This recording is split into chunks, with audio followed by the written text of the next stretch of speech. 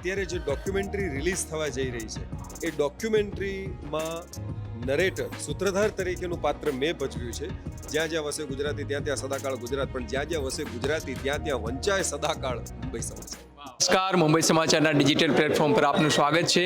આપણી સાથે જેમની મારે ઓળખ આપવાની જરૂર નથી એવા ગુજરાતી ફિલ્મ જગતના મશહૂર કલાકાર, યુવા કલાકાર ઓજસ રાવલ આપની સાથે છે અને મુંબઈ સમાચારના 200 વર્ષ પૂર્ણ થયા છે એના એક સફરની ડોક્યુમેન્ટરી આજે રજૂ થવાની છે. ત્યારે આપણે ઓજસ રાવલ સાથે વાત કરીશું કે આ કાર્યક્રમમાં પધારીને શું અનુભવ કરી રહ્યા છે અને 200 વર્ષ એક છાપું જે સતત 200 વર્ષથી છપાઈ રહ્યું છે એના વિશે તમારા શું વિચારો છે? નમસ્કાર. સૌથી પહેલાં તો ખૂબ જ ભાવ વિભોર થઈ ગયો છું. એના બે કારણ છે. એક કે હું ભૂતપૂર્વ પત્રકાર હતો, જે લગભગ પત્રકારો તો જગતને બહુ ખ્યાલ નથી, કારણ કે મારી કલા જગતનું જે કામ છે એ વધારે લોકો સુધી પહોંચ્યું છે. પણ એઝ અ ફોર્મર જર્નલિસ્ટ એ મારું સૌભાગ્ય છે કે હું આ આવી ઐતિહાસિક ક્ષણે અહીંયા હાજર છું.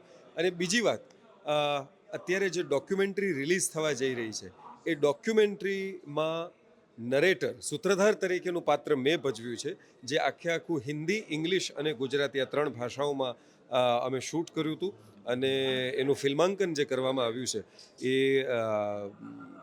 એમાં મને સૂત્રધારનો રોલ ભજવવાનો જે મોકો મળ્યો, એ તક મળી અને એ ઐતિહાસિક ક્ષણમાં હું એક ભાગરૂપ બની શક્યો એનો મને ખૂબ આનંદ છે.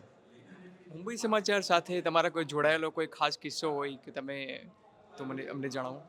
જેમ મેં હમણાં જ કીધું કે એ મુંબઈ સમાચારની આ 200 નોટ આઉટ એમ જે અત્યારે આપણા આમંત્રણ પત્રમાં લખ્યું છે એવી રીતે, તો એ 200 વર્ષથી પણ વધારેની જ્યારે આ ઘટના બનતી હોય ત્યારે ત્યાં માત્ર ઉપસ્થિત રહેવું, કારણ કે અત્યારે અહીંયા લગભગ એવા હજારો લોકો આવ્યા હશે, જે મહેમાનો હશે, જે વીઆઈપી હશે, વીવીઆઈપી હશે, વીવીવીઆઈપી હશે, પરંતુ એ જે રિલીઝ થવા જઈ રહી છે એ ડોક્યુમેન્ટરીમાં એક ભાગરૂપ બન્યા એવા કેટલા એટલે એનું સૌભાગ્ય મને મળ્યું છે, એનો મને ખૂબ આનંદ છે. અને બાકી મુંબઈ સમાચાર તો જ્યાં જ્યાં વસે ગુજરાતી ત્યાં ત્યાં સદાકાળ ગુજરાત, પણ જ્યાં જ્યાં વસે ગુજરાતી ત્યાં ત્યાં વંચાય સદાકાળ મુંબઈ સમાચાર.